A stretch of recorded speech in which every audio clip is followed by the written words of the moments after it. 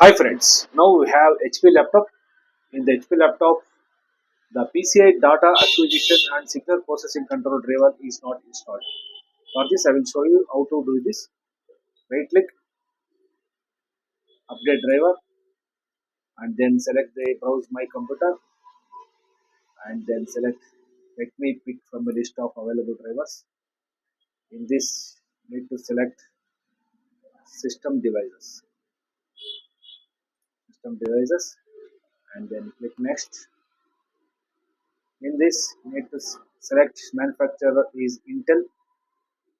So select the Intel manufacturer and this here select the PCI controller.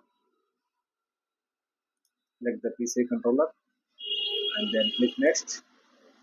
Warning, it is showing installing this device there is not recommended because Windows cannot verify it is compatible with your hardware. Click the X button. Windows has successfully updated your drivers. That's it. See, now the PCI controller has been installed. Okay, thank you.